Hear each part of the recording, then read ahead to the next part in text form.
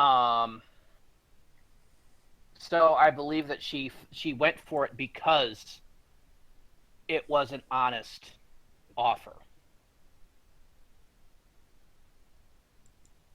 That and I mean, even if you suspect it's a trap, if you have the choice between die right now versus fall into what's 70% chance of being a trap, you're going to take that, that 70-30 chance rather than the definite dying.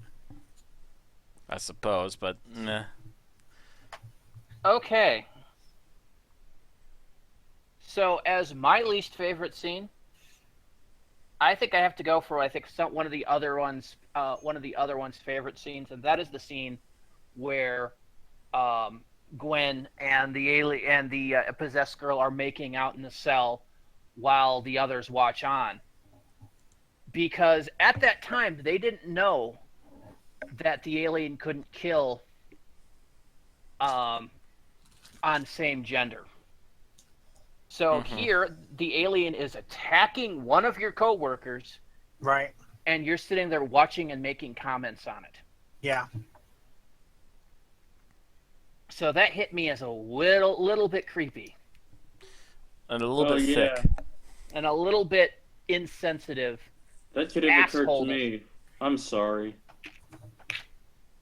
I'm sorry that. Yeah, that you're right.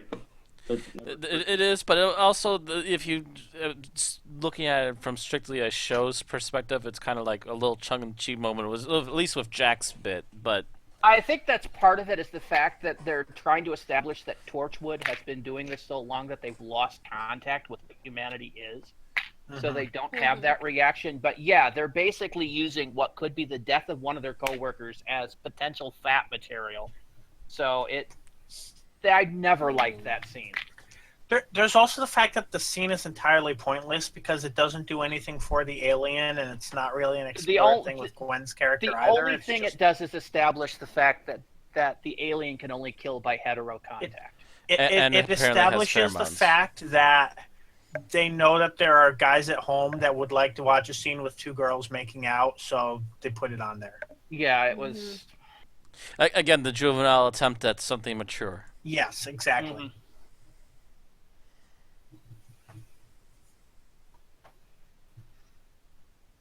And that's it. So now we move on to our final thoughts. And we're ahead of schedule. So is there anything else anyone wants to put in? Because we're still got about half an hour left. The fact that there was functionally four of us doing good, bad, best, worst. Hmm. Mm-hmm. I'd like to actually revisit the visuals really quick because at the very least one thing they actually did do right is a lot of the cloud effects were actually really well done. Like Well, it actually yeah, looked like a glowing pink cloud that was actually moving around when it was there. Torchwood had a fairly impressive budget.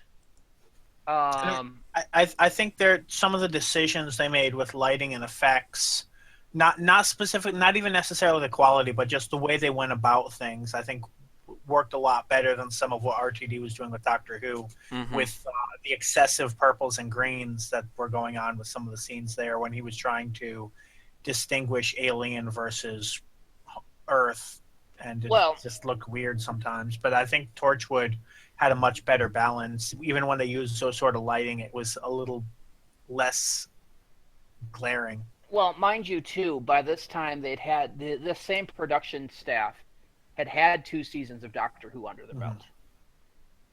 This So, was, yeah, this would have been around the same time as the Martha season, right?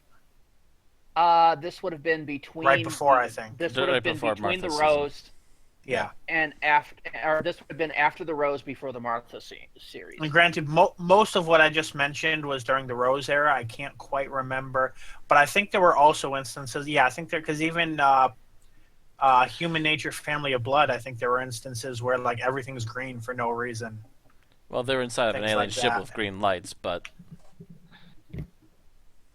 And actually, some of that makes sense if you're on an alien ship because aliens will have a different spectrum than humans. Mhm. mm-hmm. But for a down to earth series, it should have down to earth lighting. A little more so, yes. Yeah. Um, Because if you ever take a look at Star Trek: The Next Generation, and even the Star Trek movies, if you go on like a Klingon battle cruiser, their lights seem to be all red and orange shifted, rather than the more natural colors you would get on a normal ship, and that's probably again because of lighting aesthetics. Lighting aesthetics and what the Klingons were used to.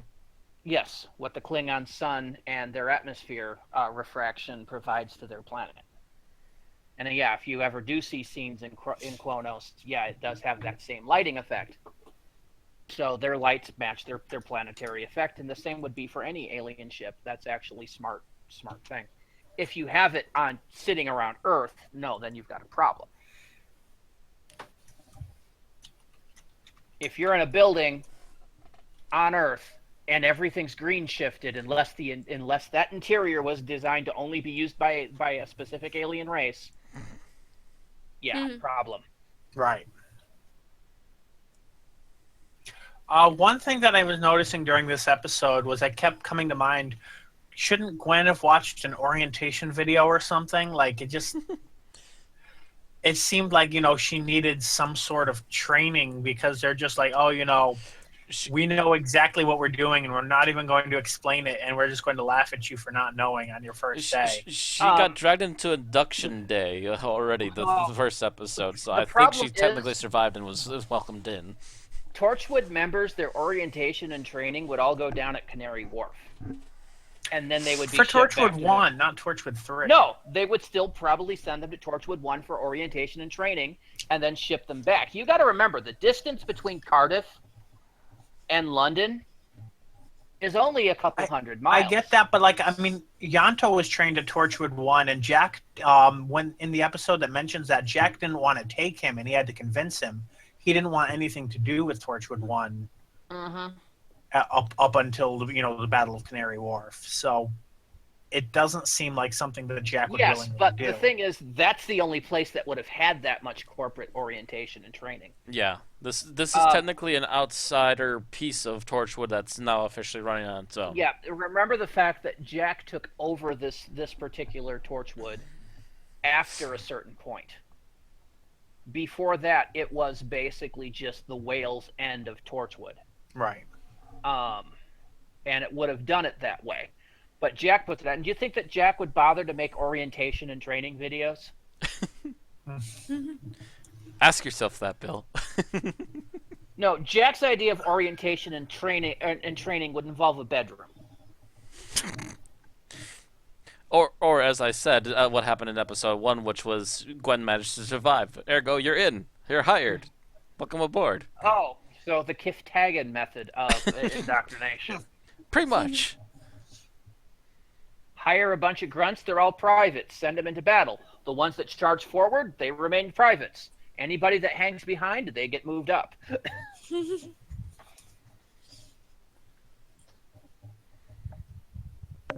Kind of Darwinistic method of advancement.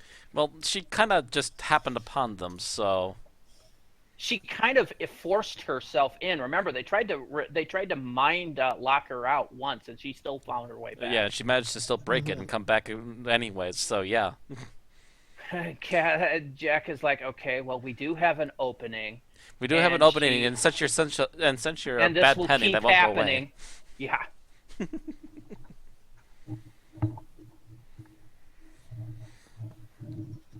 Might as well just hire you, because you're going to come back here another day. Probably with worse company.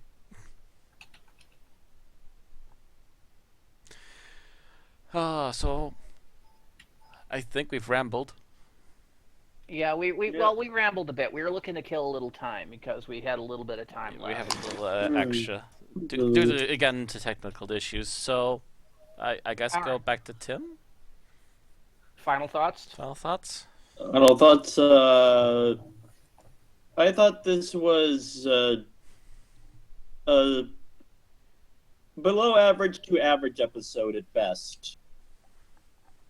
As there were some questionable things, but it was nothing too remarkable. Yeah. Anything else about it, or? I did like more of the character quirks and like how more of the interaction between the team, as well as the dynamic of how Jack himself is still a mystery to everyone else. But other than that, it was just passable. All right.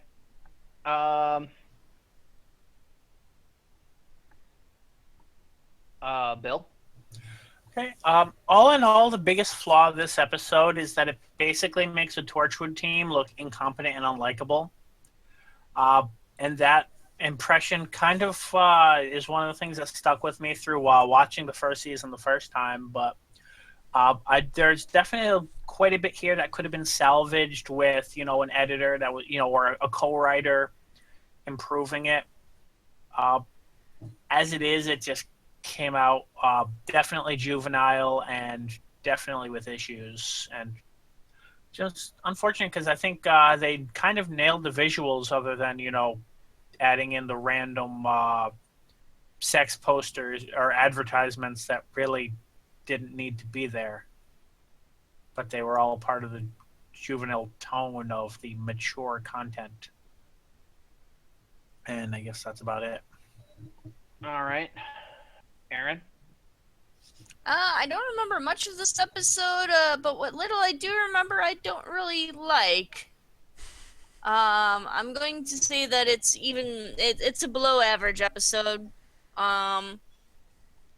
Just because, and also the fact that they missed a really good opportunity to explore some kind of deeper content, some deeper themes of rape and like body autonomy, like I mentioned before, and they passed that up. And this Torchwood was supposed to be kind of deeper like that. So We're gonna have to sit down and watch this episode again so you can give it a definitive score. Yeah, because if you can't remember the entire episode as seen recently, then it kind of... Because you're remembering the episode too before you've developed a critic eye. Yeah. And it's not the situation where we've had sometimes where we haven't watched it recently, but we watched it 5 times and can remember every detail and go back over it. Because I can tell you, since I've done this reviewing bit, I will go back and watch an episode that I've seen 15 times but haven't seen recently, and I'll go back and I'll see different things about it. And just go, and write notes. Yeah. Yeah. Well, I took notes. I just took notes on the wrong episode. Save it for when we do Children of Earth. Because heaven forbid we'll go there one day. We'll get there eventually, but you may not be touching that for a while. Well, I probably won't be able to sit down and watch this episode for a while here. Why is that? I'm going to be busy with Fun Curve. Oh, I hadn't heard you'd heard anything back from them. But Yep. Not important at the moment. Matt. The writing feels rushed and somewhat juvenile, like they didn't give this enough time, and someone's dinging something. The only characters that really come out as actually really decent and really competent are Gwen and Jack, and the others kind of seem to hit the back burner for the most part, sadly. They will actually get their time to develop, and they will, by the end of the season, come out as much better characters. It's just, it takes a little time warming up for this season. And also, the ideas behind this story were actually really good, and yes, as we have mentioned, they could have gone better, but as they are, it does leave a very subpar episode. Okay. All right. As for me, this is about as low as Torchwood gets. I know I've probably said that about Cyberwoman as well, because I feel about equally pain on them. It's not written with the mentality that Torchwood was supposed to be aired for. It was more of a juvenile mentality for doing adult things. And in particular, this one, it's just like, yes, we can write about sex, and it just comes out bad. The acting in this episode is okay.